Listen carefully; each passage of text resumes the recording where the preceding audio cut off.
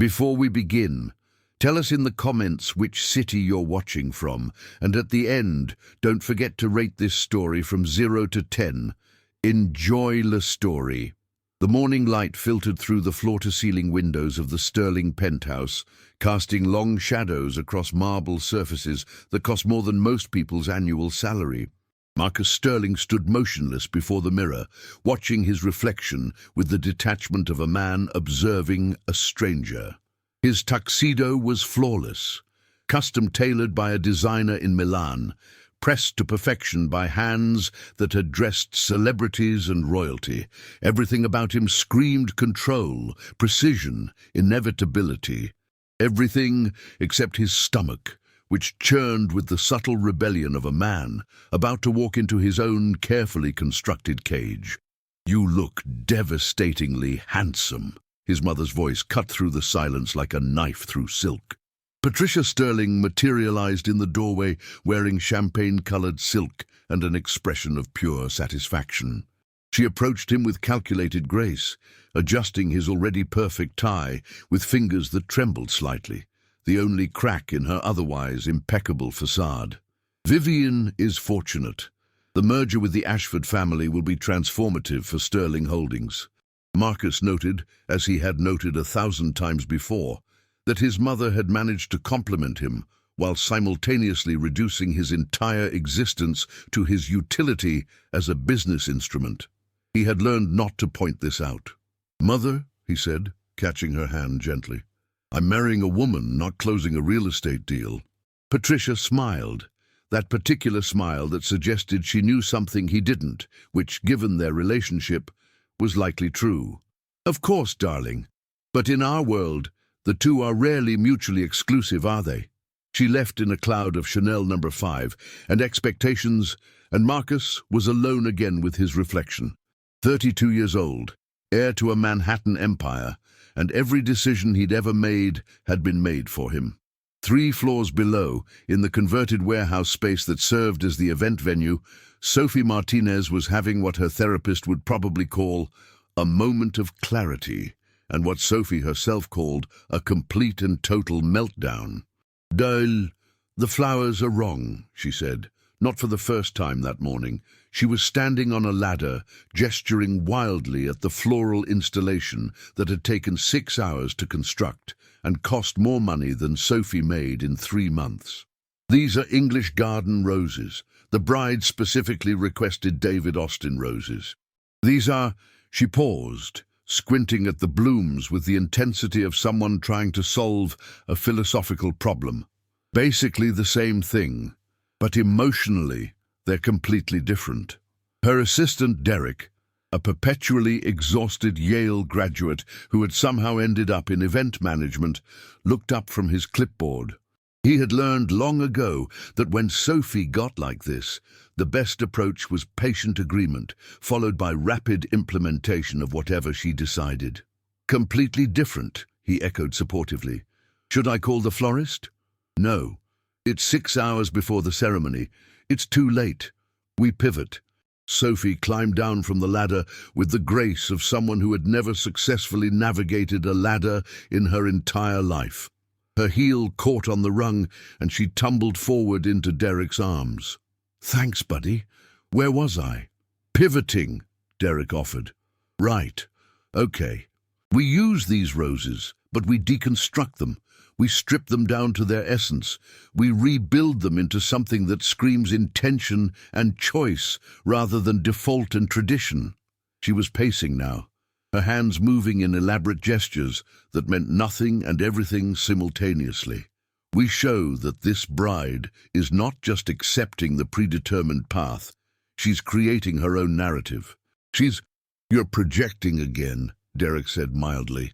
Sophie stopped mid-gesture. "I'm not projecting."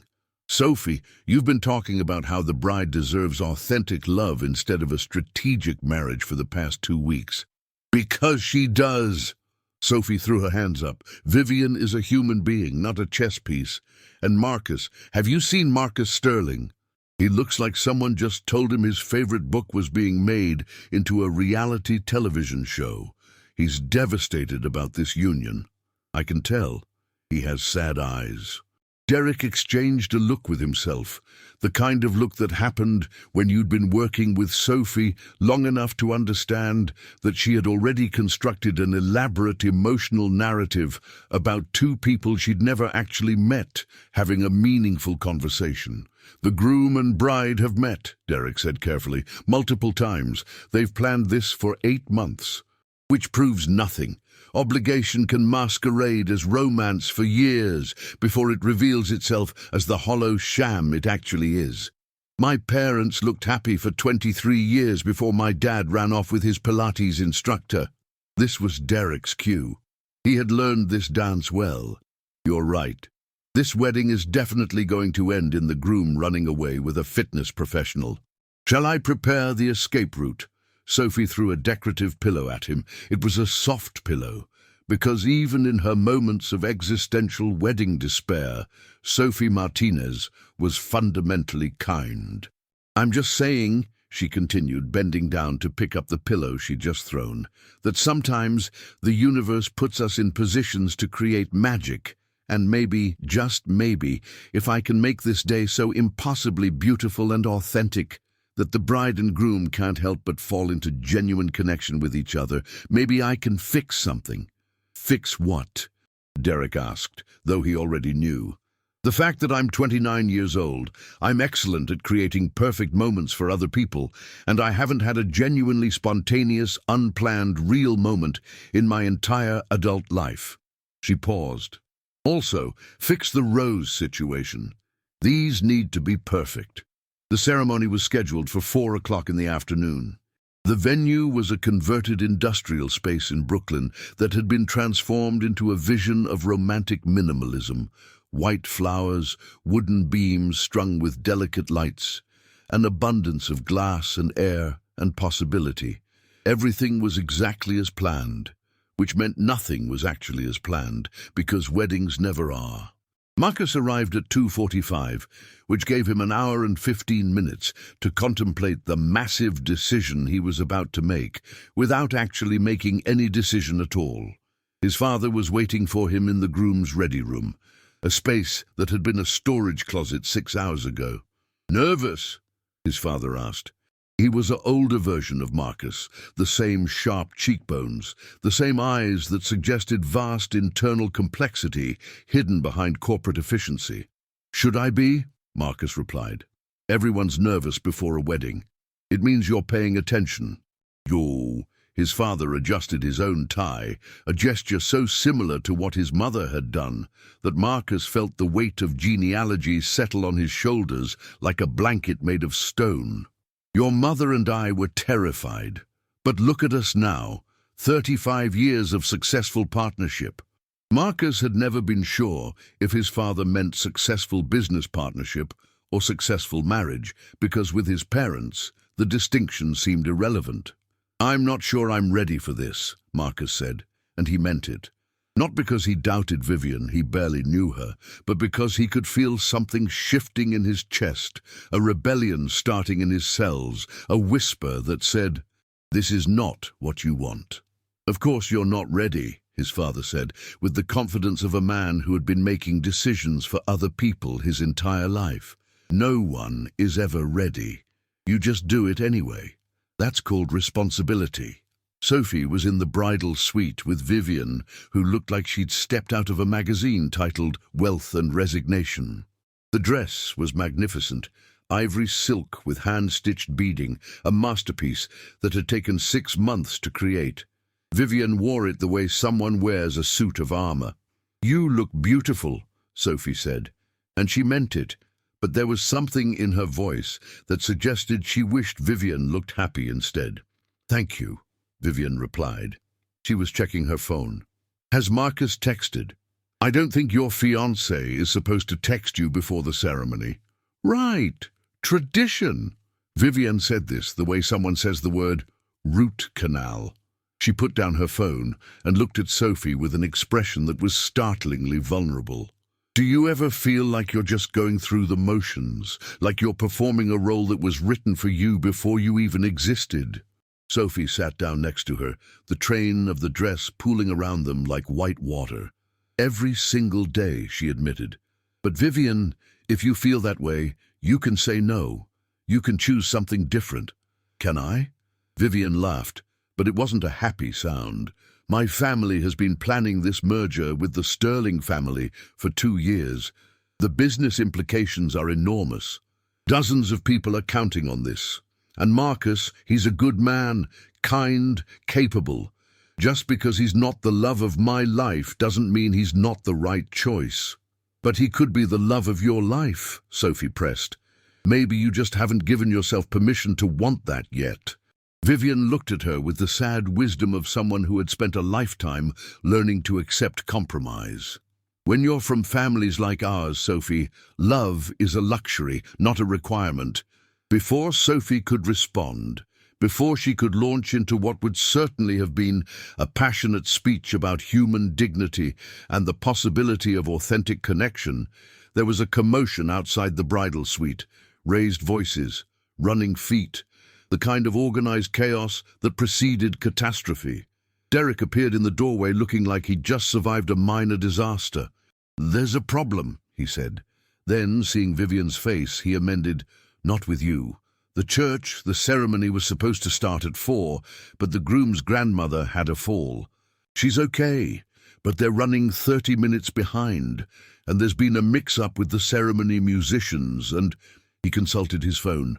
"The caterer accidentally delivered the food to the wrong venue and..." "It's fine," Sophie said, already moving. She had learned long ago that wedding days were essentially controlled chaos, and chaos was her native language. "You stay here," she said to Vivian. "Derek will be right outside the door. I'm going to go manage the situation downstairs." She was halfway out the door when she paused and looked back at Vivian. "For what it's worth, I think you deserve more than what you've settled for, and I think if you chose yourself just once, you might find that the universe conspires to help you." Then she was gone, descending the stairs in a flurry of professional competence and deeply misguided romantic idealism. The venue, when Sophie reached it, was in that particular state of pre-ceremony panic that requires either a complete meltdown or complete faith that everything will somehow work out. Sophie had long ago learned to choose the latter, primarily because the former was not in her job description. "Status report," she commanded, finding Derek's counterpart, Maria, managing the guest checklist. "Delayed 30 minutes minimum. Guests are getting restless. The florist is having an existential crisis about the roses." "Not my problem anymore," Sophie said. "Tell guests there's a timing adjustment due to unforeseen circumstances. Offer them complimentary champagne and..." She glanced around, trying to catalogue the 17 things that needed attention simultaneously. "Make sure the ceremony space is perfect. Everything else is secondary to the moment when those two people say yes to each other." She was so focused on the logistics of managing perfection that she didn't notice the figure entering from the side door, didn't notice the man in an expensive tuxedo looking slightly disheveled, slightly desperate, and very much like he needed to talk to someone who wasn't going to tell him that marrying a woman he barely knew was the right choice. Marcus Sterling, in fact, had slipped away from his pre-ceremony waiting room and was looking for the bathroom when he found Sophie instead. She was standing in the middle of the ceremony space, surrounded by flowers and lights and the physical manifestation of romantic expectation. She was wearing a dark dress, efficient, professional, entirely unsuitable for drawing attention, and yet somehow she drew all of his attention anyway. Maybe it was the way she was moving, with a kind of purposeful grace that suggested she knew exactly what she was doing, even though her hair was slightly falling out of its bun, and there was a visible thread hanging from her dress. Maybe it was the fact that she was so completely unconcerned with his presence that he suddenly mattered less than the logistics of a wedding ceremony. Or maybe it was just that in that moment, standing in the middle of someone else's carefully constructed romantic narrative, she looked more alive than anyone he had ever met. "Can I help you?" Sophie asked, finally noticing him. She didn't know who he was. He would later find this both deeply insulting and deeply relieving. "I'm looking for the bathroom," Marcus said, which was technically true, though not the real reason he'd wandered away from his designated waiting room. "Through the corridor, second door on the left, but be careful, Derek's in there managing a minor plumbing situation and he's very focused." Marcus found himself smiling. "Are you part of the wedding party?" "Event coordinator," Sophie said, already turning back to her flowers. "Which means I'm part of everything and nothing simultaneously. It's a very existential position to be in." "That sounds exhausting." Sophie paused, turning back to look at him fully. And in that moment, something shifted in the air between them, a recognition that neither of them could quite name, a sense that they were both trapped in other people's narratives and both desperately searching for escape. "It is," she said softly, "but the flowers are beautiful and that matters." "Does it?" Marcus asked. "Really?" "To someone," Sophie said. "Always to someone." And then, before the conversation could go any deeper, before it could transform into something neither of them had permission to want, Sophie's phone buzzed with an urgent message, and she was back to being professional, efficient, perfectly employed at someone else's wedding. Marcus went to the bathroom. He did not use it. He stood in front of the mirror and wondered when his life had become so carefully arranged that even his moments of rebellion were scheduled in advance. The ceremony began at 4:32, only 32 minutes behind schedule, a miracle by wedding standards. Marcus stood at the altar, his hands steady, his face composed, every inch the appropriate air fulfilling his expected role. The music swelled, the doors opened, and Sophie, still managing last-minute logistics, took her position at the side of the venue where she could see everything, fix anything, orchestrate the moment she had spent months constructing. Vivienne appeared at the end of the aisle, and she was beautiful, and she looked terrified, and Marcus's heart broke for her because he recognized that particular expression. He recognized it from his own reflection. The ceremony proceeded. Words were exchanged, vows were made, beautiful, generic, entirely sincere vows about partnership and commitment and the promise of forever. The kind of vows two people make when they're doing the right thing and hoping that doing the right thing is the same as choosing the right person. And then came the moment, the unveiling, the kiss that would seal the union and provide the emotional crescendo that weddings require. Marcus lifted the veil. He looked into Vivienne's eyes, and for a moment, just a moment, he thought he might be able to make this work. He might be able to construct something resembling happiness from this arrangement of obligation and expectation. And then Vivienne's eyes widened. Her mouth opened. She said something that sounded like a gasp or a question or an invocation of divine intervention. "Oh my God," she whispered, "you're not supposed to be here." Marcus blinked. "I'm the groom. I'm definitely supposed to be here." "No, I mean—" Vivienne stepped back, and Marcus suddenly understood that she was looking past him, around him, at something that had caused this particular catastrophe. He turned around.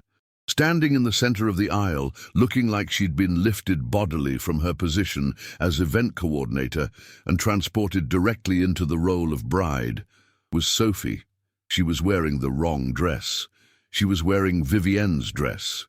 Somehow, in the chaos of the delayed ceremony and the pre-ceremony panic, she had been pulled into the bridal suite, and someone, probably Derek in his Derek-like way, had assumed she was the bride, and she had been dressed, veiled and positioned, while completely unaware that this was happening.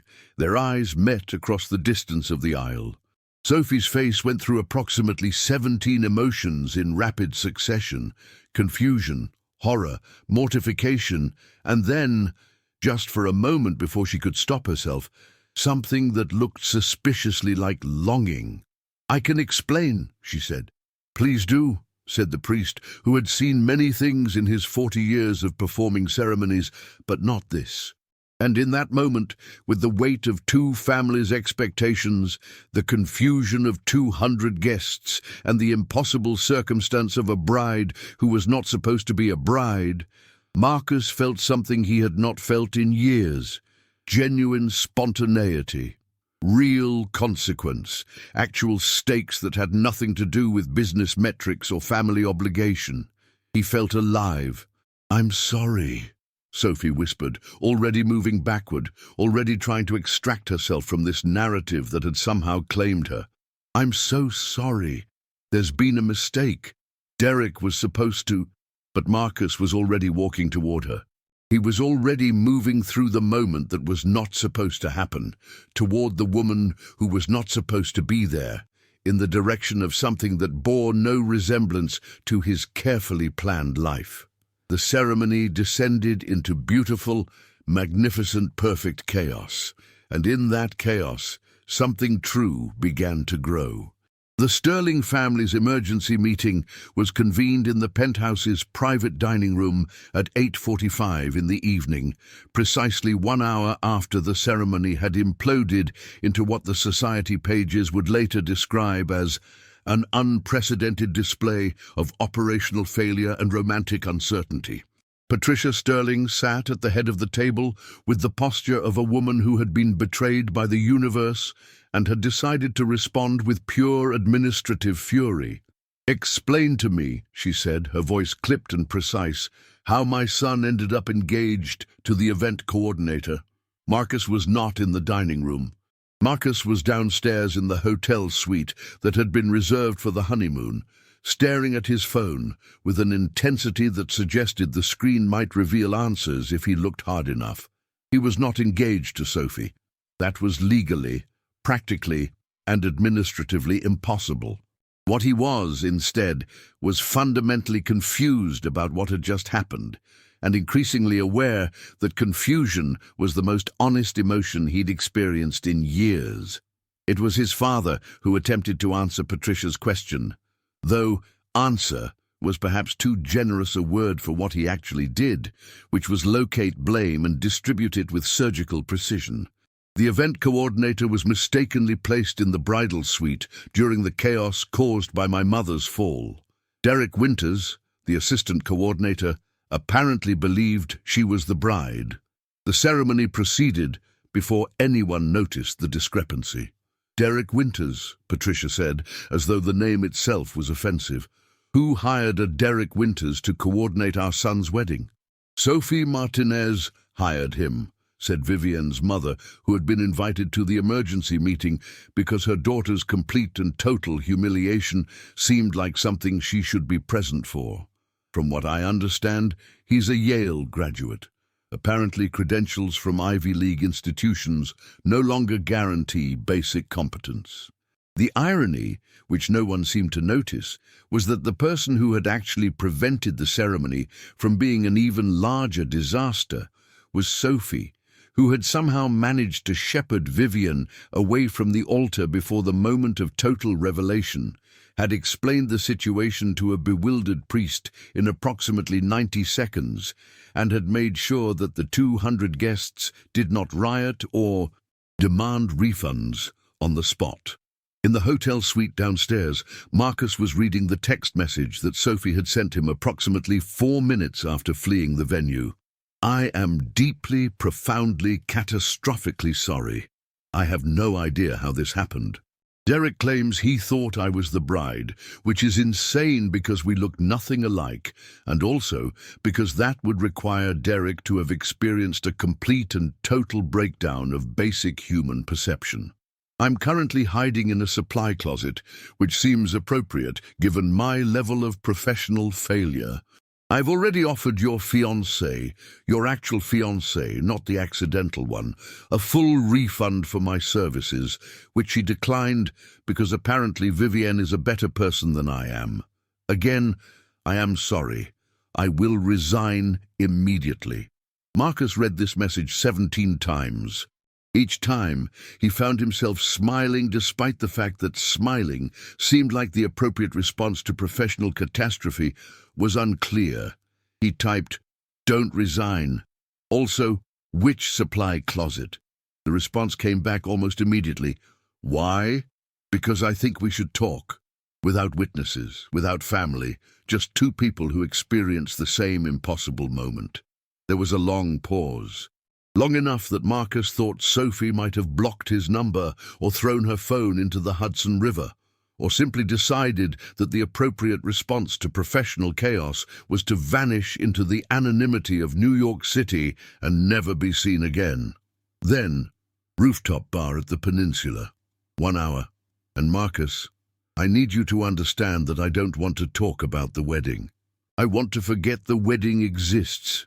I want to pretend that today happened to completely different people. Done, Marcus typed. And then, because he was feeling slightly reckless and entirely unhinged, also, you looked beautiful in that dress. The response came back with no hesitation. It wasn't my dress, doesn't matter. The rooftop bar at the Peninsula was the kind of place that existed in a rarefied altitude above normal New York life, where drinks cost more than groceries, and people spoke in measured tones about the market, their portfolios, and the way Manhattan's skyline looked different depending on which side of the financial crisis you'd been standing on. Sophie arrived early, which was unusual for her, because she was normally late to everything and had made peace with this aspect of her personality years ago. Tonight, though, she found herself wanting to sit down, take a breath, and prepare herself for a conversation that she suspected would either be the most important one of her life or the most embarrassing one, and possibly both simultaneously. She ordered sparkling water because alcohol seemed like a bad idea when her judgment was already so comprehensively compromised. The bartender looked at her like she'd ordered dirt and offered to make her something better, and Sophie accepted because sometimes people with expertise should be trusted to know what you actually need rather than what you think you want. When Marcus arrived, he was no longer wearing his tuxedo. He was wearing a simple dark shirt and dark jeans, and he looked approximately 300% more human than he had at the altar. Sophie found this deeply reassuring and deeply unsettling in equal measure. "Hi," he said, sitting down next to her with the casual confidence of someone who had never experienced social anxiety in his entire life. "Thanks for meeting me." "I wasn't sure I should," Sophie said honestly. "This seems like the kind of situation where the appropriate response is to maintain maximum distance and pretend it never happened." "Do you want to pretend it never happened?" Sophie considered this question with the seriousness it deserved. She looked out at the Manhattan skyline, the lights flickering on as the evening deepened, the buildings standing like monuments to human ambition and architectural achievement. Somewhere down there, her life was continuing. Her apartment was still there. Her job was probably still there, unless her boss had decided that losing the bride to a supply closet incident was grounds for termination. And yet, sitting here on this rooftop with this man who was supposed to have married someone else today, she felt more present than she had in years. "No," she said finally. "I don't want to pretend it never happened. I want to understand it. I want to know if what I felt when I turned around and saw you in the aisle was real, or if I was just experiencing the natural neurochemistry of catastrophe." Marcus smiled. It was a small smile, but it was genuine, which made it worth more than 1,000 photographs. "What did you feel? Terrified? Mortified? Like I'd accidentally stepped into someone else's life and couldn't figure out how to extract myself?" She paused. "And also, like I'd been waiting for something specific to happen, and it had finally happened, and the universe had managed to make it completely ridiculous in the process." "I felt like I could breathe," Marcus said. He was looking at the skyline, not at her, which made the confession feel less like a performance and more like a genuine revelation. "For the first time in probably 15 years, I felt like something was actually happening to me instead of being done to me." "That's not a very high bar for excitement." "No," Marcus agreed, "it's not, but I've been living a very low bar kind of life. Turns out that when you finally encounter something authentic, even if that authentic thing is a catastrophic professional failure, it's enough to make you realize how much you've been settling. Sophie's drink arrived, something with complicated layers of color and a sprig of rosemary that suggested the bartender understood the emotional complexity of her situation. She took a sip and found that it was exactly what she needed, which was either an indictment of her judgment or a testament to bartender intuition. Vivian didn't seem too upset, she offered. About the mix-up, I mean.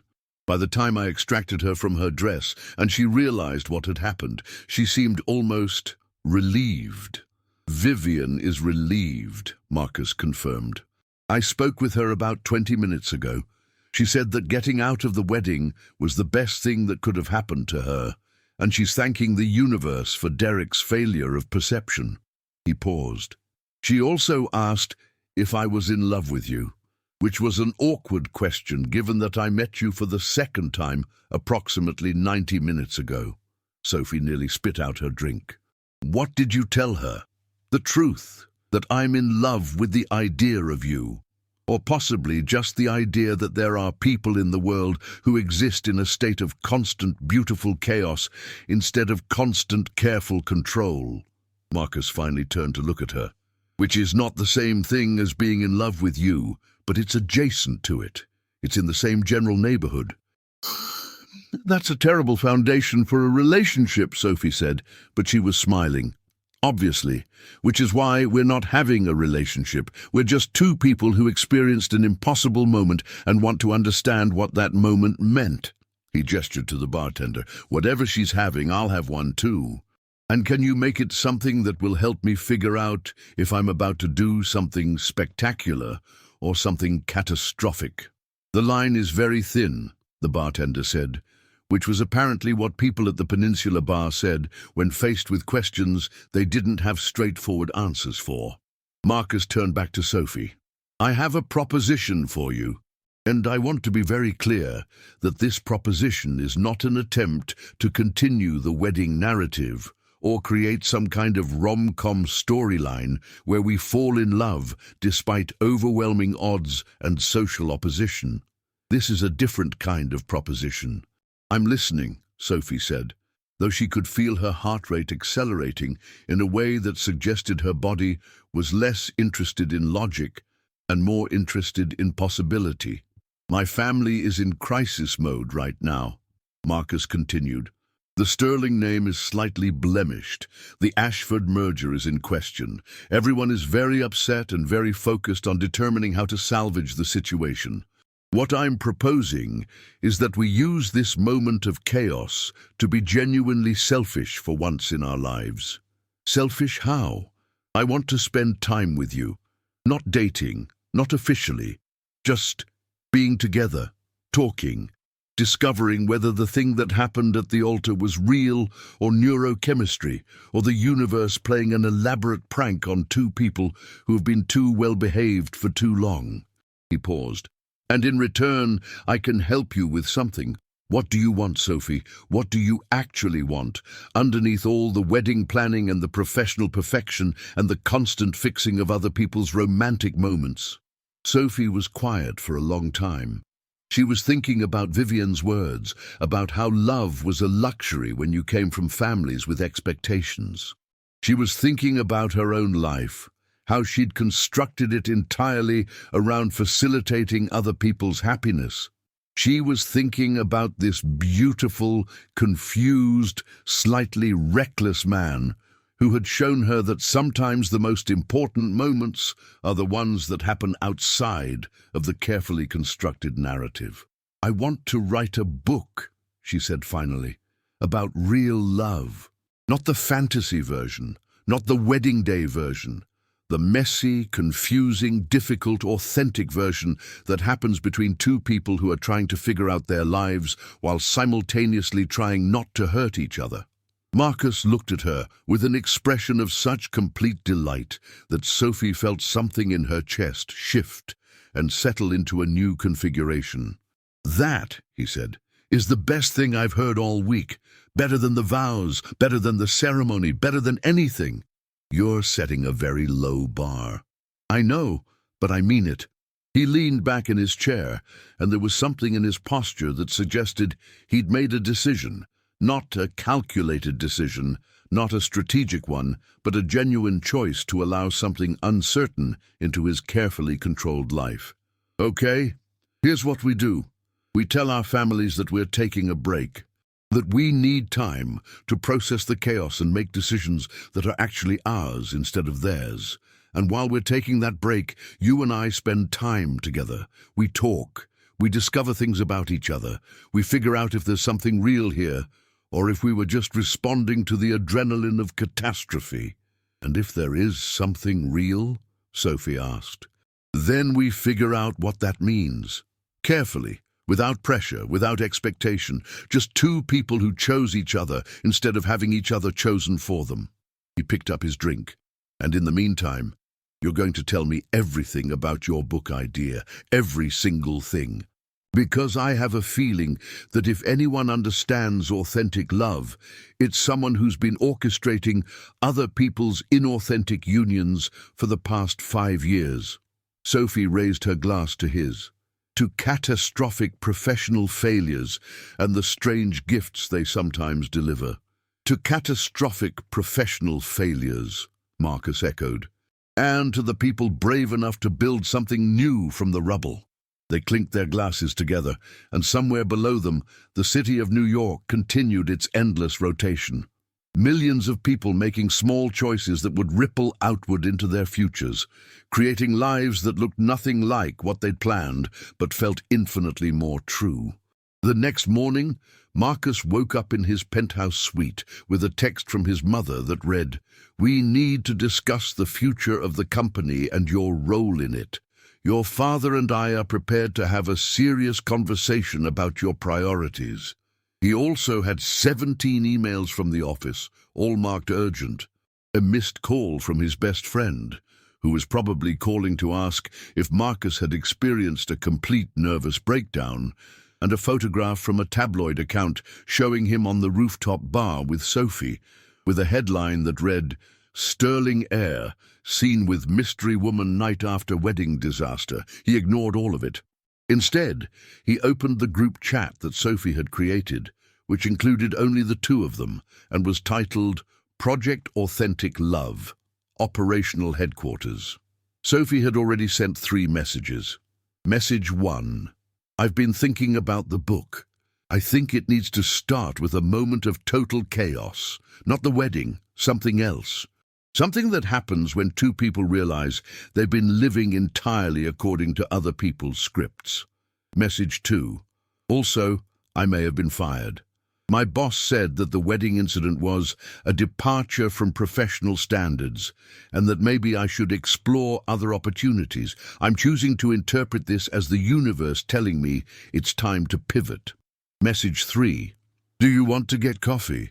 Real coffee, not rooftop bar expensive coffee, the kind that comes from a place that has plastic cups and people yelling order numbers. Marcus smiled at his phone like it contained the answer to a question he'd been asking his entire life. He texted back, "I know a place noon." And Sophie, I'm really glad the universe made you a bride for 90 seconds. I think it was the best thing that could have happened to both of us. Don't make this weird, came the response. But it was followed by 3 smiley faces, which suggested that weird was exactly what they were both hoping for. The coffee shop was called The Grind, and it was located in a neighborhood that Marcus had never been to, in a part of New York that existed entirely outside the world of sterling holdings and family obligation. The walls were covered in local art. The music was slightly too loud. The person making the coffee was having an argument with someone about the proper way to steam milk, and they were passionate about it in a way that suggested they genuinely cared about the quality of the beverage they were creating. Sophie was already there when Marcus arrived, sitting in a corner booth with a notebook and approximately 7 empty coffee cups, which suggested she'd been there for a while and had been using caffeine as a fuel source for creative thought. I have something to show you. she said without preamble. She turned the notebook around so Marcus could see her handwriting, messy, enthusiastic, entirely uncontrolled. This is the opening. This is where the book starts, not with a wedding, with a moment of real choice, a moment where someone decides to stop performing and start living. She had written, "The moment you realize you've been living someone else's life is not usually a dramatic one. It's not a lightning bolt or a sudden revelation. It's quieter than that. It's a small voice that says, 'This is not what I want. This is not who I am.' And the scariest part is not the realization. The scariest part is discovering that once you've heard that voice, you can never unhear it. Everything after that moment is a choice, every day, every decision. And that's terrifying and beautiful and impossible and necessary all at once." Marcus read it twice, then 3 times, and he understood, in that moment, that Sophie was describing the exact experience he'd had at the altar. She was taking the chaos of his life and translating it into something true and universal and deeply human. "This is perfect," he said. "This is exactly what I felt when I turned around and saw you. It's what I felt when I realized I was wearing a dress that wasn't mine and standing at an altar I didn't choose," Sophie said. "It's what I think everyone feels at some point, but most people spend their lives trying to ignore it." Marcus sat down across from her, and the weight of his carefully constructed life seemed to settle somewhere far away, no longer pressing against his chest with such desperate urgency. "I quit," he said. "You quit what?" "Everything. The company, the plan, the future that was supposed to happen." He was smiling, which seemed like an inappropriate response to destroying his entire family structure, but it was the only response that felt accurate. "I'm going to take a leave of absence. I'm going to figure out who I am when I'm not performing the role of Marcus Sterling, heir to an empire, and I'm going to help you write this book. Because I think it's going to change how people think about love and choice and the possibility of authentic connection." Sophie's expression shifted from professional interest to something raw and more vulnerable. "That's a very dramatic decision to make over coffee. I know my therapist is going to have thoughts about it. My mother is definitely going to have thoughts about it.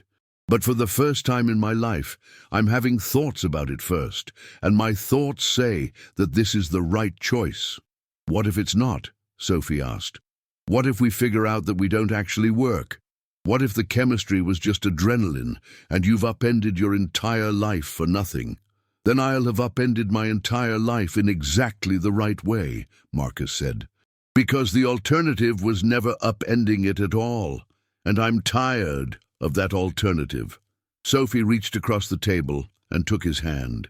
It was a small gesture, but it contained everything, all the confusion and possibility and genuine connection that had been building since the moment he'd turned around and seen her in a dress that wasn't hers. "Okay," she said softly. "Let's do this. Let's be spectacularly selfish and authentically confused and completely honest about the fact that we don't know what we're doing." "Absolutely," Marcus agreed. "Let's write a book about it while we figure it out." "That's either brilliant or terrible," Sophie said. "I haven't decided which." "The line is very thin," Marcus said, and they both smiled because they were beginning to understand that the line between catastrophe and beautiful chaos is almost imperceptible. The Sterling family's crisis deepened in the way that only generational wealth could make crises deepen, methodically, with expensive lawyers, strategic press releases, and the kind of administrative fury that came from losing control of a narrative you'd spent decades constructing. Patricia Sterling called an emergency board meeting. Marcus's father demanded his son return to the office immediately, and somewhere in the basement of Sterling Holdings, in a conference room decorated in shades of corporate grey, the future of the family's empire was being methodically dismantled by a man who had decided, quite suddenly, that he was finished with dismantling. Marcus's office was on the 42nd floor, a space of intimidating glass and chrome that looked out over Manhattan like a throne overlooking a kingdom. He had not been to the office in 4 days. He had instead been spending those 4 days in Sophie's apartment in Astoria, a small, chaotic space that contained approximately 3 times as many books as a normal apartment should contain, several plants that Sophie forgot to water regularly, and an energy that felt like freedom tastes. On the morning of the 4th day, Marcus received a call from his father's executive assistant. "Your presence is required at Sterling Holdings immediately.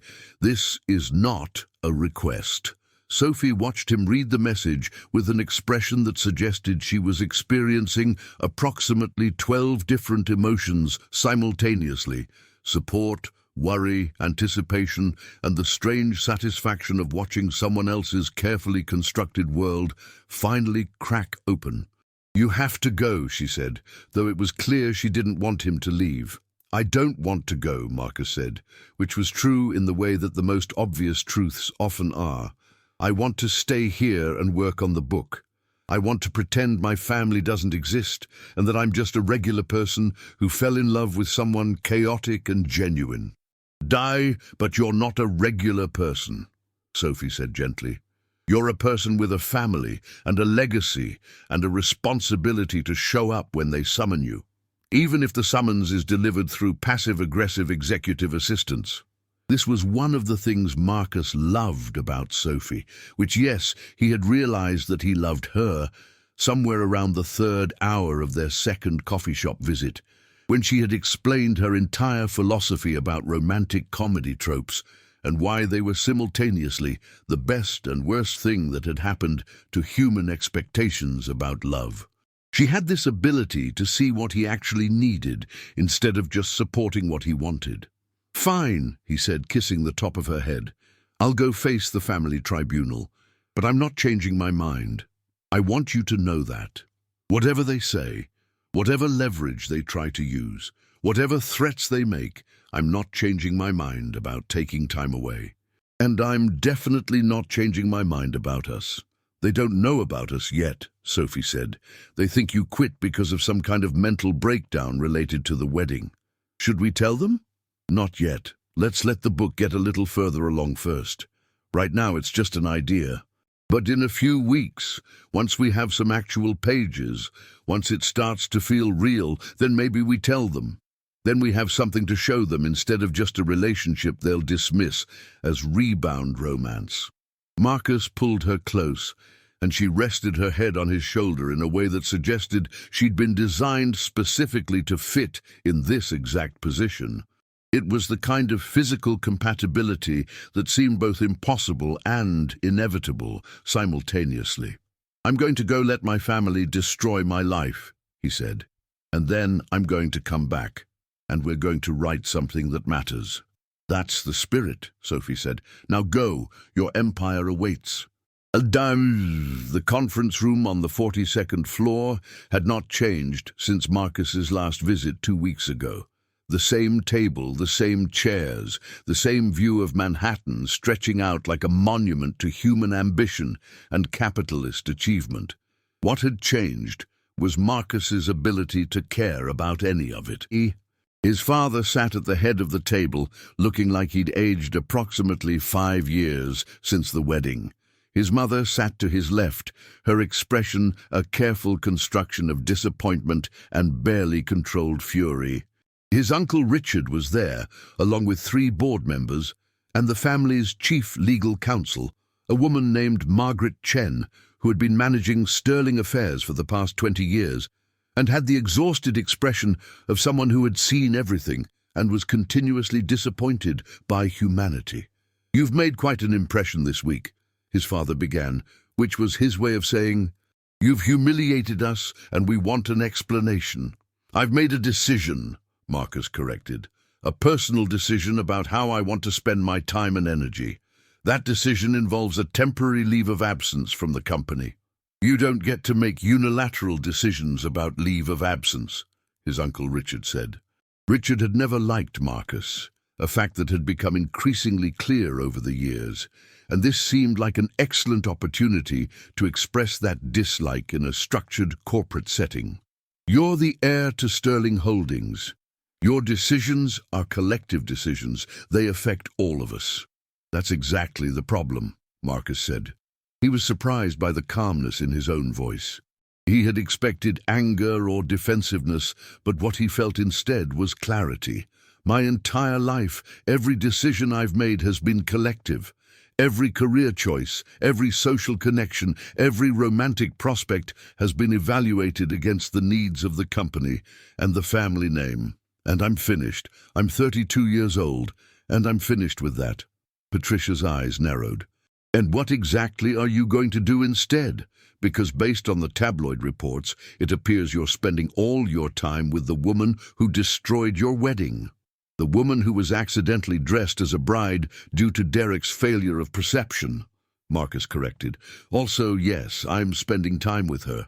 Her name is Sophie Martinez, and she's brilliant and creative and genuine in a way that I haven't experienced in my entire life. She's an event coordinator, Richard said, as though this explained everything that needed explaining. Hardly the appropriate partner for a sterling heir, which is exactly why I'm interested in her, Marcus said. Because nothing about her makes sense in the context of what I've been taught to value. And yet, everything about her makes perfect sense in the context of what I actually want. Margaret Chen, the family lawyer, cleared her throat. Mr. Sterling, we understand that you're experiencing what might be characterized as a transition period. However, the company requires leadership clarity. The Ashford merger is in question due to the incident at the wedding. The board is concerned about your commitment. We need a timeline for your return. You have a timeline, Marcus said. 3 months. I'm taking 3 months to figure out who I am outside of this company. At the end of that period, I'll return and we'll have a conversation about my role and my future. If that role is Sterling Holdings, fine. If it's something else, fine. But I'm not returning until I've answered the fundamental question, who do I want to be? His father's face had gone very still, very careful, which meant he was about to try something that he believed would work, probably leverage that involved either money, family obligation, or the threat of disinheritance. If you walk away from the company now, his father said slowly, there will be consequences. The board will not hold your position. Your trust fund will be subject to review. The family's support will not continue indefinitely. This was the moment. This was the moment where Marcus had a choice. The same choice he'd had at the altar, the same choice that Sophie had in different forms every single day of her life.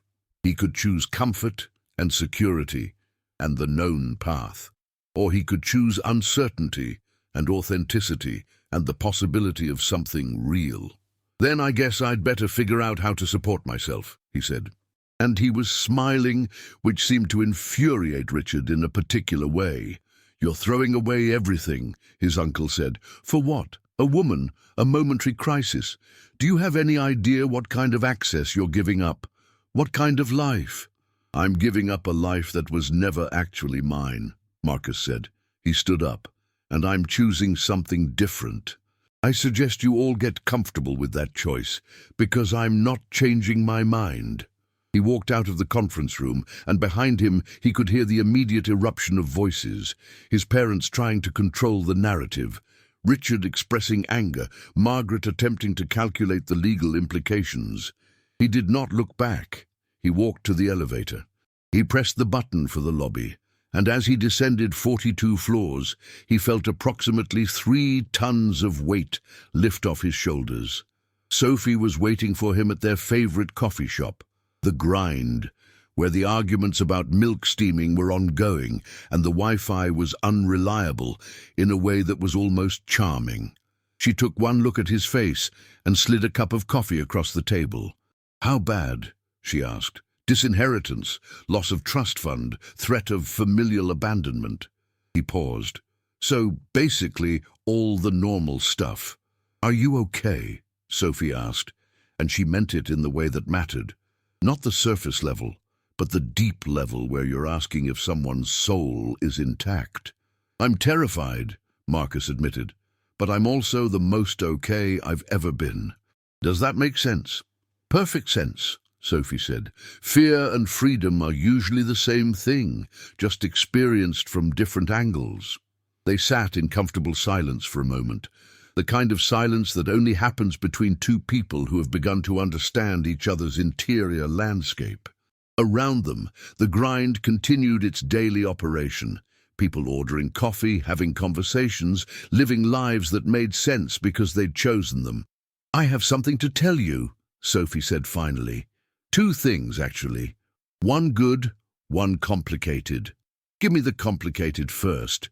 My landlord found out about the wedding incident through social media because apparently it's a minor internet scandal, and he's decided that my apartment is now subject to image review because having a tenant involved in a famous wedding catastrophe might affect property value. She rolled her eyes. Basically, he's trying to push me out so he can charge higher rent to someone without baggage. Marcus immediately started calculating how much his remaining liquid assets could contribute to solving this problem, then realized that this was exactly the kind of thinking that had gotten him into trouble his entire life. What do you want to do? He asked instead. I already found a new place, Sophie said. Smaller, in Astoria, close to where I am now. It's affordable. It has natural light. The landlord seems like a genuinely decent human. I'm moving in 2 weeks. Do you want help? I want you to know that I'm capable of solving my own problems, Sophie said, but not unkindly. I've been solving other people's problems for so long that I forgot I was allowed to solve my own. But yes, I want you there, morally supporting me while I move a bookcase that's probably worth more than my rent. Deal, Marcus said. What's the good thing? Sophie pulled out her phone and showed him an email. The subject line read, Interest in your manuscript. I sent the first 50 pages of the book to a literary agent, Sophie said. Her voice was trying very hard to sound casual and was failing spectacularly. Someone I knew in college who's been working in publishing. I wasn't expecting to hear back immediately, but she got back to me this morning. She wants to represent us. Us? You and me, as co-authors. The book is about both of us, about two people who accidentally fell into each other's lives and had to figure out if the connection was real or circumstantial. Sophie was glowing in the way that people glow when they've been validated by the universe in a way they didn't expect. She thinks there's a real market for an honest, funny, deeply human look at modern romance. She wants the full manuscript in 3 months. Marcus took the phone from Sophie's hands and read the email 3 times. Dear Sophie, the agent had written, I was absolutely captivated by the opening pages of Project Authentic Love. The voice is distinctive, the premise is fresh, and most importantly, it feels true. I'd love to discuss representation and publication possibilities. Can you call me this week? This is real, Marcus said. This is very real, Sophie confirmed. We're going to write a book, a real book, that real people might actually read. We're going to write a book, Marcus repeated, and the weight of the statement settled into his chest like a promise. Even though we're both terrified and everything in our lives is falling apart, especially because everything in our lives is falling apart, Sophie said. That's when the best things get written. That's when people are honest because they've run out of energy to perform. The next 3 weeks became a kind of controlled chaos, the exact opposite of controlled anything, really. Marcus moved into Sophie's apartment in Astoria, which required surrendering approximately 80% of his possessions because Sophie's space did not accommodate the aesthetic of corporate minimalism that had defined his previous existence. He discovered that he owned far too many things, and that removing them was oddly liberating. Sophie helped him understand that not everything needed to be optimized or controlled, that sometimes the best ideas came when you were doing something completely unrelated, like buying vegetables at the farmer's market or walking along the water in Long Island City. That spontaneity was not a character flaw, but an actual feature of a life well lived. They wrote. Every day, they sat in Sophie's small apartment and wrote. Sometimes Marcus wrote about his experience of obligation and control. Sometimes Sophie wrote about the architecture of performing other people's happiness. Sometimes they wrote dialogue between two characters who might have been them or might have been entirely fictional, and the distinction became increasingly blurry. The agent, her name was Jennifer Park, and she had the exact kind of encouragement that turned scared writers into brave ones. Checked in weekly. She sent suggestions, offered editorial guidance, and maintained a consistent belief that this book was going to matter. On the 21st day of their new life, Marcus received a message from his mother. He had not heard from her since the day he'd walked out of the conference room. "Your father is prepared to discuss your return to the company on modified terms. Call me." Sophie watched him read the message with the kind of careful neutrality that meant she had a lot of feelings and was choosing not to express them in a way that would influence his decision. "What do you want to do?" she asked. "I want to know what you want me to do," Marcus said. "Because this affects both of us. If I go back, even on modified terms, I won't have as much time for the book. My family will make demands. Everything will become more complicated." "That's true," Sophie agreed, "but it's also your family, your legacy, your life. Even if it's not the life you want, it's the life you come from. And sometimes you have to reckon with that. Are you saying I should go back?" "I'm saying that I didn't fall in love with you so that you could make decisions based on what I want," Sophie said. "I fell in love with you because you made decisions based on what you wanted. Don't stop doing that now," Marcus called his mother. The conversation was complicated and necessary and extremely expensive in ways that had nothing to do with money. Patricia began by attempting to shame him. When that didn't work, she moved to negotiation. When that didn't work, she moved to something that resembled genuine conversation, the kind of conversation they should have been having for years, but had been too busy performing their roles to actually have. "I don't understand what you're looking for," Patricia said. "You have everything, privilege, opportunity, security, and you're throwing it away for what? An experiment, a woman." "I'm throwing it away because I realize that having everything is not the same as having anything," Marcus said. "Everything you've given me is beautiful and valuable and completely hollow because I didn't choose any of it." There was a long silence. The kind of silence that happens when someone is genuinely hearing something for the first time. "Your father wants you back," Patricia said finally. "But maybe not in the way he was asking, maybe in a way that's more flexible, more about what you actually want, and less about what we want from you." "What about you?" Marcus asked. "What do you want?" Patricia took a breath. "Honestly, I want my son back. The version of you that seems happy, the version that laughs. I haven't seen that version in so long that I forgot what it looked like." "He's still here," Marcus said, "but he's different.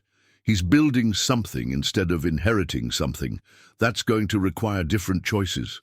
"Then make different choices," Patricia said, "but maybe come to Sunday dinner first. Your father would like to see you." On Sunday, Marcus wore jeans to Sunday dinner at the Sterling penthouse for the first time in his entire life. This felt like a small rebellion, but small rebellions were apparently his specialty now. Sophie had insisted on waiting downstairs. "This is your family time," she'd said. "I'll meet them properly when we're ready." Not at a moment when they're trying to recalibrate their entire understanding of their son. The dinner was awkward at first. Richard was there, still maintaining his position that Marcus had made a grievous error, but Marcus's father, surprisingly, seemed curious about the book. He asked questions about it, he listened to the answers. And by the end of dinner, he had offered something that Marcus had not expected, genuine support. "I don't understand this path," his father said as Marcus was leaving, "but I understand the impulse to choose your own path. I never really did that. I inherited this business, and it became my identity. I'm actually envious that you're brave enough to walk away from that." I'm not walking away," Marcus said. "I'm just not running towards something I don't want while pretending it's what I've always wanted." His father nodded. "That's wisdom. Hold on to that." When Marcus got back to Sophie's apartment, she was sitting on the fire escape with 2 glasses of wine and the kind of expression that suggested she'd been quietly celebrating his return. "How did it go?" she asked. "They didn't disown me," Marcus said, which seemed like an excellent outcome given the circumstances. "My father actually said some surprisingly insightful things. My mother is still processing. Richard remains Richard." Sophie handed him a glass of wine. "I'm proud of you. For going. For showing up. For not letting your fear prevent you from trying to fix things. That's what the book is about, isn't it?" Marcus said. "People showing up, even when it's terrifying, even when the outcome is uncertain, because the only way forward is through." They sat on the fire escape above Astoria as the sun set over Queens, and below them the city continued its endless conversation, millions of people making small choices that would ripple into futures they couldn't quite imagine. Somewhere down there, Vivian was probably planning a wedding to someone she actually loved. Derek was probably learning about the importance of perception and attention to detail. Jennifer Park was probably editing the chapters they'd submitted that day. And Marcus and Sophie were writing something that mattered, not because it was perfect, but because it was honest. Because it came from a place of genuine understanding about what it meant to choose yourself, to choose someone else, to choose the terrifying possibility of authentic connection. "I love you," Marcus said, which was not how he had planned to say it. But sometimes the best things are the unplanned ones. "I love you too," Sophie said. "Even though loving you means I can't write about you as a completely fictional character, which would have made the whole romantic tension thing easier. Worth it, though?" "Absolutely worth it," Sophie said. And as the sun disappeared beneath the horizon and the city lights began their nightly transformation, Marcus felt something he had never felt before. Not contentment, because contentment was static and what they were building was dynamic. Not security, because security implied knowing what was going to happen, but something more true than either of those things. The feeling of being exactly where he was supposed to be, with exactly the person he was supposed to be there with, building exactly the life he was supposed to be building. It was enough. It was everything. It was real. 8 weeks into their manuscript, the cracks began to show, not in their relationship, but in the process of building something that required both of them to be vulnerable simultaneously. Sophie sat at her laptop at 3 in the morning, staring at a chapter Marcus had written about the moment he realized his entire life had been constructed by other people. It was brilliant. It was also devastating in a way that made her chest hurt, because she recognized herself in it, the woman he'd chosen over everything else, and the weight of that choice was starting to show. The problem was simple. They were writing about their relationship while they were still living it. Every chapter that revealed intimacy became a moment they had to live through again. Every confession on the page became a confession they had to make to each other in real life. Every piece of their internal landscape that made it onto the manuscript also made it into evidence. Jennifer Park noticed first. During their weekly call, she said something that neither of them had considered. "This book is going to be read by people who know both of you, your families, your friends. Everyone in your world will know exactly how you felt at every moment. Are you both ready for that level of exposure?" After the call, Sophie paced the apartment while Marcus watched from the couch with the expression of someone who understood they were approaching a necessary reckoning. "We need to talk about what happens if the book gets published," Sophie said. "When the book gets published. When people read about the wedding disaster and the rooftop bar, and the moment you decided to walk away from your family. When your mother finds out that I wrote about her coldness, and your father finds out that you see him as a cautionary tale." "I know," Marcus said quietly. "And we need to talk about what happens if something goes wrong between us." Sophie continued.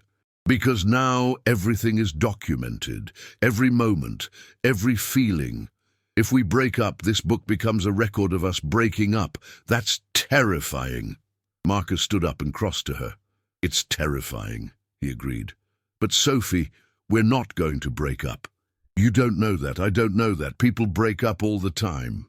People who love each other, people who choose each other, people who build things together, they still break up. Some do, Marcus said, but not us. How can you possibly know that? Sophie's voice had risen. She was scared, and fear made her argumentative. We've known each other for 2 months. 2 months. We met because I was accidentally dressed as a bride. Our entire relationship is built on one of the most improbable circumstances that could ever happen. And now we're writing a book about it, like it's some kind of legitimate love story. But what if it's just adrenaline? What if the moment the book is published and the chaos ends, we realize we have nothing in common? Marcus took her hands. Look at me. Really look at me. Do you feel like I'm going anywhere? Sophie looked at him. This man who had walked away from everything, who had chosen her without hesitation, who sat with her at 3 a.m. while she spiraled into fear.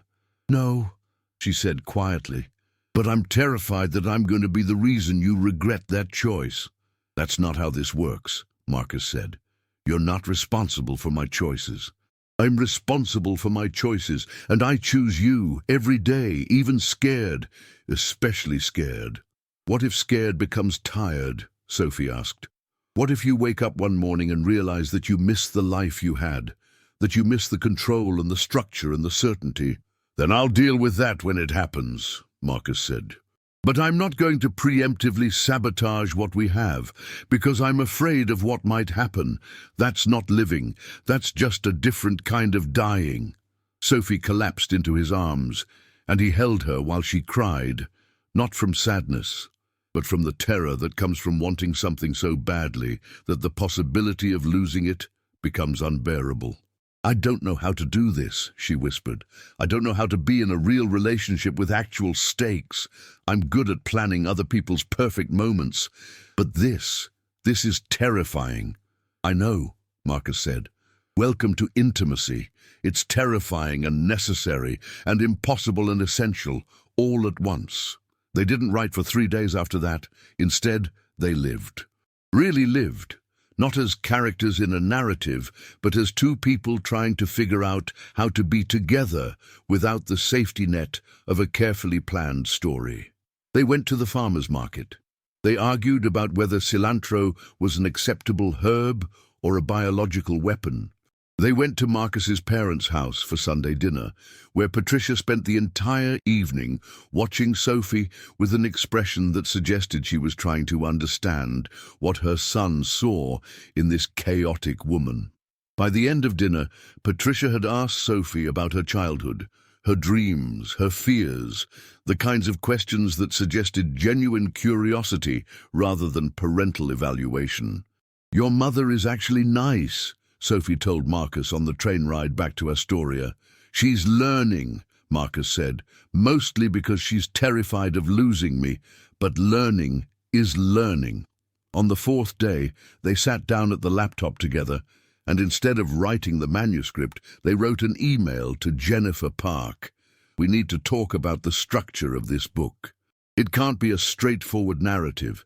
It has to acknowledge that we're writing this while we're living it.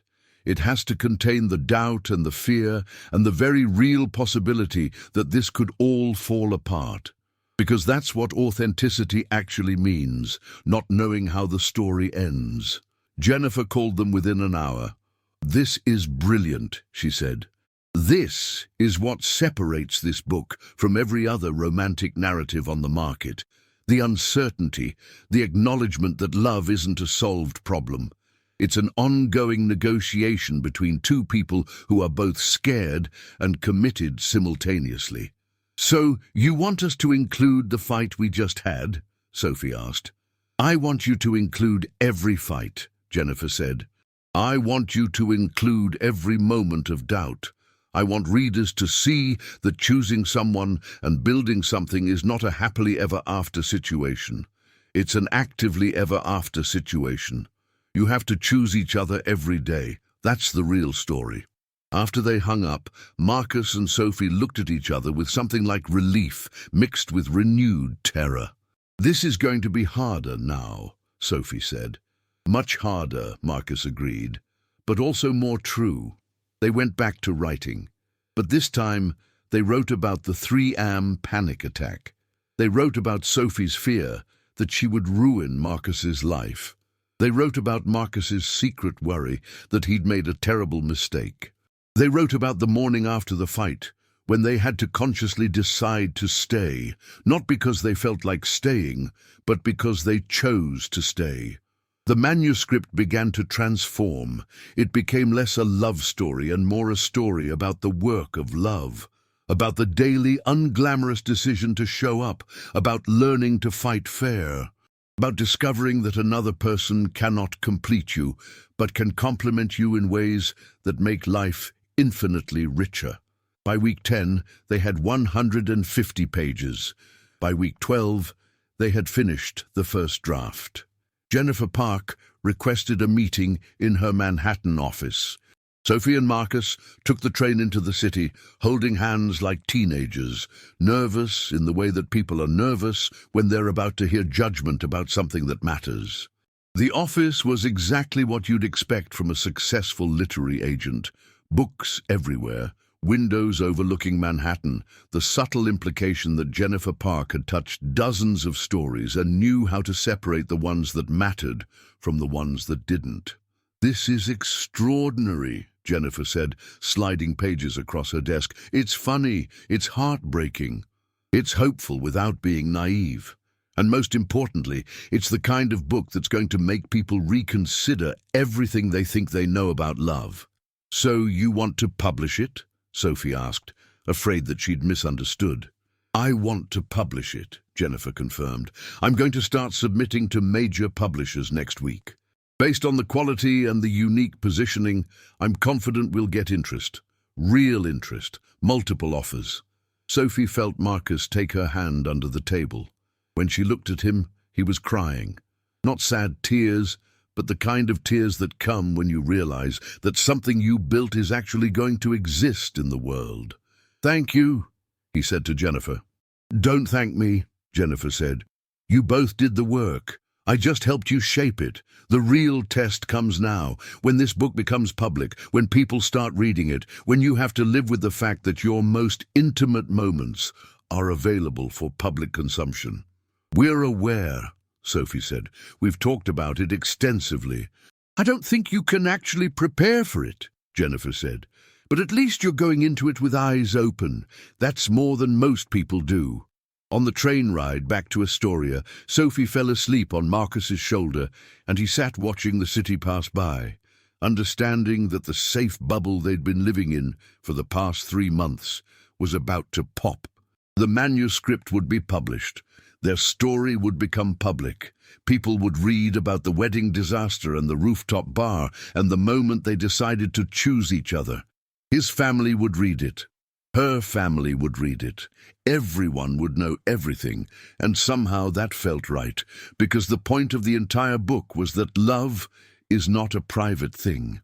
Love is an act of courage that requires being seen, requires being vulnerable, requires trusting that the people who read your story will understand that you were doing your best, that you were terrified, that you were choosing authenticity over comfort. Sophie stirred in her sleep and murmured something that sounded like, "Marcus." He tightened his arm around her. Whatever came next, the publication, the public scrutiny, the inevitable criticism, they would face it together. They had already survived the hardest part, choosing each other when the choice meant losing everything else. Everything after that was just details, but important details, very important details, the kind of details that would define the rest of their lives.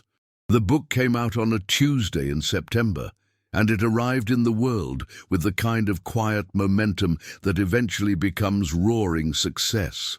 Jennifer had secured a publisher, Riverstone Press, an independent house known for taking risks on unconventional narratives. The initial print run was modest, 10,000 copies. By the end of the first week, they had sold 60,000. Sophie woke up to find herself trending on Twitter, not in a catastrophic way, in a way that suggested people had actually read the book and cared about it. The reviews came quickly, a genuine meditation on modern love, painfully honest about the work relationships require, the most authentic romance I've read in years. Marcus's phone rang before 8 in the morning. It was his father. "I finished the book," his father said without preamble. "Last night. I couldn't sleep after I finished it." Marcus braced for impact. And I understood why you left," his father continued.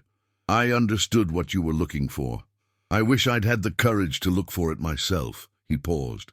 "Your mother is on her way to buy more copies to send to her book club. I think she's going to recommend it to everyone she knows." The response from Sophie's family was different but equally validating. Her mother called crying, actually crying, because she saw herself in the chapters about performing happiness instead of living it. Her father called to apologize for things he'd never actually apologized for before. "I didn't realize how much my leaving affected you," he said. "Reading your perspective on it, it made me understand something about myself that I've been avoiding for years." By week 2, the book had sold 200,000 copies. Publishers Weekly called it a generation-defining meditation on choice and authenticity. Book bloggers created fan art. Someone made a TikTok about the wedding disaster that got 3 million views. But with success came something neither of them had fully anticipated: the loss of privacy. People recognized them on the street. A woman approached Sophie at the grocery store to tell her that reading about the rooftop bar conversation had inspired her to quit her job and start her own business. A man stopped Marcus at a coffee shop to say that the book had helped him come out to his family. These moments were beautiful and terrifying in equal measure. Beautiful because their story was helping people. Terrifying because they were no longer just living their lives. They were living as symbols of their story. "This is what fame tastes like," Sophie said one evening after they'd been photographed by paparazzi while walking in Central Park. "And it tastes like loss." "What do we lose?" Marcus asked. "Anonymity, spontaneity, the ability to have a bad day without it becoming part of the narrative." She paused. "The ability to break up without it becoming a public tragedy." That last sentence hung between them, an acknowledgement of the elephant in the room that neither of them had wanted to address directly. "Are we going to break up?" Marcus asked quietly. "I don't know," Sophie said, which was the most honest answer she could give. "The pressure is getting heavier. The expectations are getting louder. What if we can't survive becoming public property?" "Then we'll discover that together," Marcus said, "and we'll write about it, because this book was never supposed to be about us living happily ever after. It was supposed to be about two people learning to choose each other in the face of actual obstacles.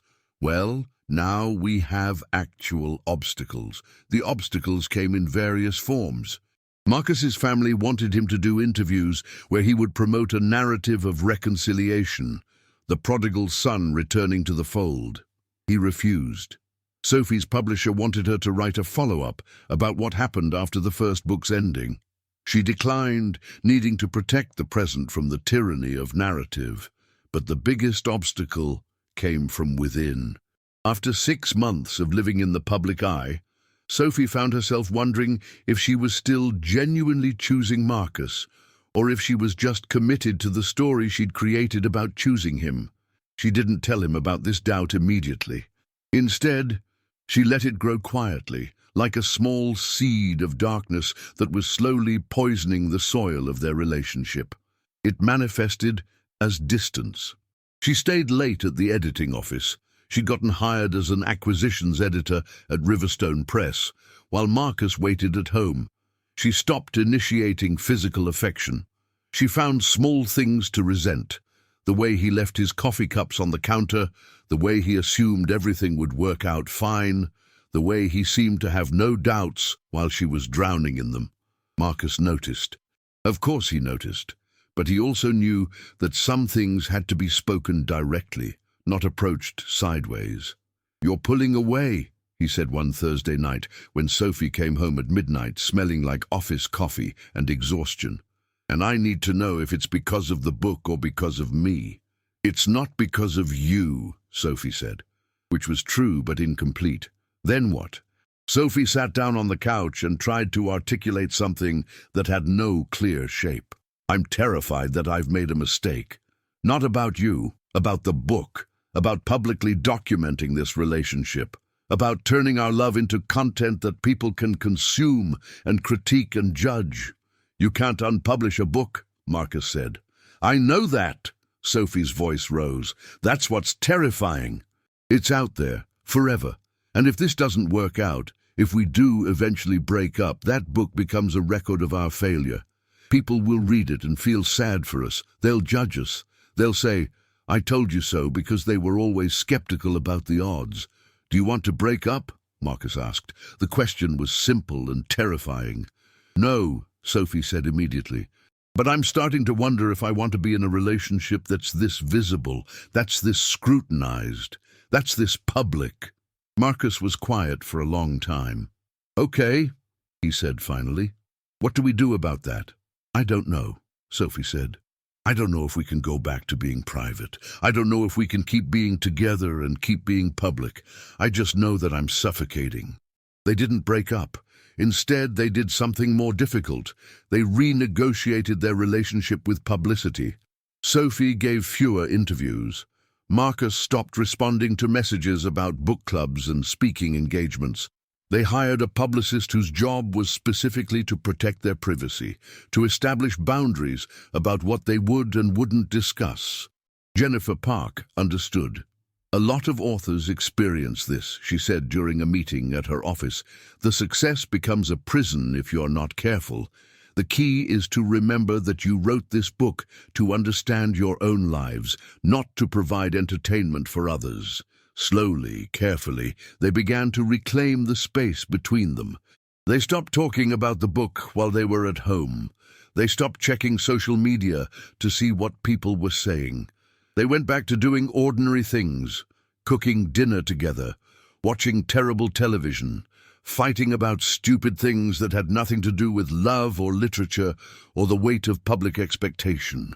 One evening, Sophie was reading in bed when Marcus came out of the shower and asked, "Do you remember when we first met? Actually, before that, do you remember when you realized you were attracted to me?" "At the rooftop bar," Sophie said without hesitation. "When you said you quit, when you just decided right there to upend your entire life. It was reckless and stupid and incredibly sexy." "Nah, I remember when I realized it for you," Marcus said, sliding under the covers. "It was when you were panicking about the roses the morning of the wedding. You were so genuinely concerned about something that didn't matter, that nobody would notice, but it mattered to you. That concern, that care for things that nobody else could see, that was when I understood that you were the kind of person I wanted to build a life with." "That's very romantic," Sophie said. "Are you trying to seduce me with memories? Is it working?" "Absolutely," Sophie said. And it was true, not because the words were perfect, but because they were moving back toward authenticity, toward the space where they existed separate from the narrative they'd created. By month 9 of the book's release, they had settled into a new normal. The sales had stabilized at 250,000 copies in print. Fan mail came regularly, but was no longer overwhelming. Life had learned to absorb the success without being consumed by it. Jennifer called with news. The book had been optioned for a television series. A major streaming platform wanted to adapt their story for screen. Sophie and Marcus looked at each other across the kitchen table where they'd eaten breakfast every morning for the past year, and they both started laughing. "We can't possibly say no," Marcus said. "But I really want to say no." "We'll be consultants," Sophie said. We'll help them tell the story authentically, but we won't control the narrative. We'll set boundaries about our privacy and our time. And we'll remember that what made this book matter wasn't the perfect ending. It was the honest middle. When did you get so wise? Marcus asked. When I realized that choosing someone means choosing them every single day, even when the choice becomes complicated, Sophie said. Even when the world is watching. Even when the story doesn't go the way we planned. Marcus reached across the table and took her hand. I choose you, he said. Today and tomorrow and the day after that. I know, Sophie said, because you keep proving it. By staying, by showing up, by choosing the difficult, authentic thing instead of the easy, performed one. Outside their window, New York City continued its endless operation, millions of people making small choices that would ripple into futures they couldn't quite see. The book continued to find readers. The television series would eventually premiere and introduce their story to people who'd never heard of them. Life would continue to be complicated and beautiful and entirely unpredictable. But in this moment, in this kitchen, on this ordinary morning, they were just two people who had chosen each other and were continuing to choose each other. Not because it was easy, not because it was fated, but because it was real. And real was enough. Real was everything. 2 years after the wedding that wasn't, Marcus and Sophie stood in a small courthouse in Manhattan, waiting for a judge to make their union officially legal. There were no flowers, no elaborate decorations, no 200 guests watching with expectations written across their faces. There was only Sophie in a simple cream dress, Marcus in dark jeans and a button-down shirt, and 2 witnesses they'd found on the courthouse steps, a retired teacher named Margaret and a law student named David, who were thrilled to participate in someone else's spontaneous happiness. This is anticlimactic, Sophie whispered, as they waited for the judge. This is perfect, Marcus whispered back. They had not planned this. 2 days ago, they had been sitting in Jennifer Park's office discussing the television adaptation when Marcus had simply said, "Let's get married." Not as a grand gesture, not as a culmination of anything, just as a quiet decision that had been building underneath their lives like a foundation nobody could see but everyone could feel. Sophie had said yes immediately, and they'd gone to the courthouse the next morning because the beauty of choosing each other over and over again was that you didn't need to perform it. You just did it. The judge, a woman named Patricia Chen, who had a kind expression and the air of someone who had married hundreds of people and understood that the size of the ceremony had nothing to do with the weight of the commitment, performed the ceremony in approximately 4 minutes. "Do you take this person to be your spouse?" she asked Marcus. "I do," he said, and he meant it in the way that mattered, not as an ending, but as a beginning, not as a destination, but as a continuation of the choice he made every single day. "Do you take this person to be your spouse?" she asked Sophie. "I do," Sophie said, and her voice contained all the complexity of the past 2 years, the fear, the doubt, the choice to stay, the decision to build something real instead of something perfect. They kissed in front of a judge and 2 strangers, and it was not the kiss that had been planned for the cathedral ceremony. It was better. It was genuine. It was theirs. The news broke on Twitter before they'd even left the courthouse. Someone had recognized them, taken a photo, and suddenly they were trending again. Marcus's phone filled with messages from family. Sophie's phone overflowed with congratulations from friends. But they didn't check their phones until they were back at their apartment in Astoria, sitting on the fire escape with wine and the kind of exhausted joy that comes from making a decision that feels both spontaneous and inevitable. "My mother is going to be upset that we didn't have a real wedding," Sophie said, reading a text message from her family group chat. "My mother is going to be upset that we didn't invite her to the courthouse," Marcus added, scrolling through messages from his family. "Worth it?" Sophie asked. "Absolutely worth it," Marcus said, "because this was ours, not negotiated, not performed, not constructed for anyone else's expectations, just us, just the choice we made. Sophie leaned against his shoulder, and they sat watching the city lights multiply as evening deepened. Somewhere down there, people were celebrating their own choices, some good, some terrible, all of them necessary. The television series premiere is next week, Sophie said. Our story is about to become someone else's story. People are going to watch it and have opinions about us and our relationship.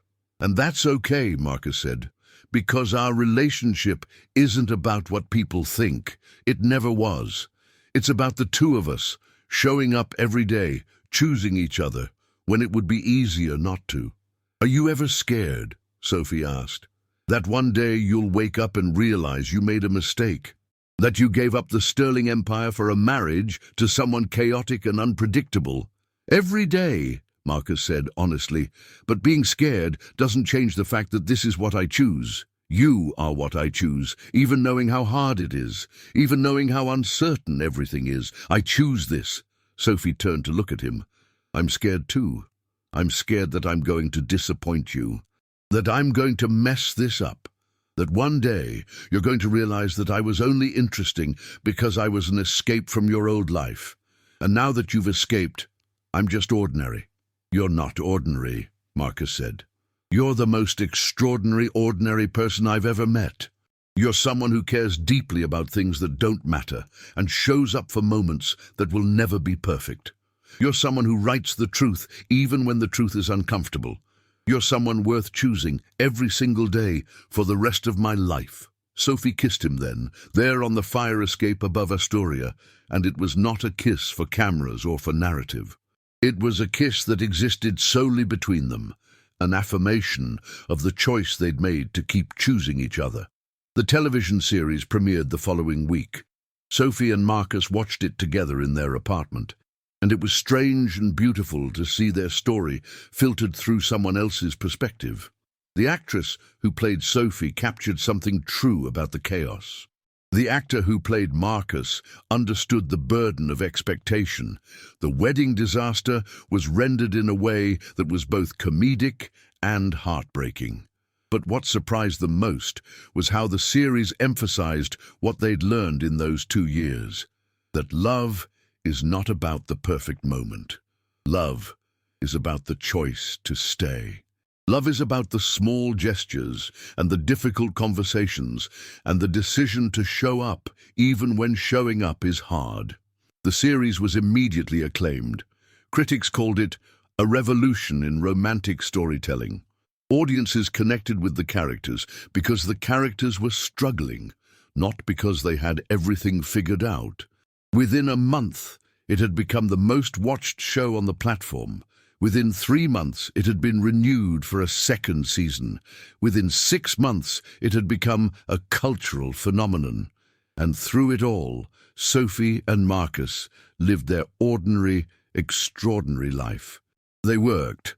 Marcus had eventually returned to Sterling Holdings in a modified capacity, working on real estate projects that aligned with his values rather than just his family's ambitions. Sophie continued her work as an acquisitions editor while working on a second book, not about their relationship, but about the lives of people who had found unexpected love in unexpected places. They had dinner with Marcus's parents regularly. They took trips to see Sophie's family. They built a life that was messy and complicated and deeply, genuinely theirs. One evening, about 18 months into their marriage, Sophie was reading the comments on a post about the series when she found one that made her stop. "This show made me break up with my fiancé," the comment read. "We were getting married because we thought we were supposed to, not because we actually loved each other. Watching this made me realize I deserved better. Thank you for showing me that it's okay to choose yourself." She showed it to Marcus. "Is this good or bad?" he asked. "It's both," Sophie said. "It's sad that someone's marriage didn't happen. But it's good that someone made a choice based on authenticity instead of obligation. That's what the book was always about. That's what the series is about. It's about giving people permission to choose themselves." "Did we give people permission?" Marcus asked. Or did we just tell our story? Maybe those are the same thing, Sophie said. Maybe telling your story is the same as giving permission. Maybe showing people that love requires choosing over and over again in the face of fear and doubt. Maybe that's the most important thing we could do. Years would pass. The series would run for 5 seasons and become one of the most beloved romantic dramas in television history.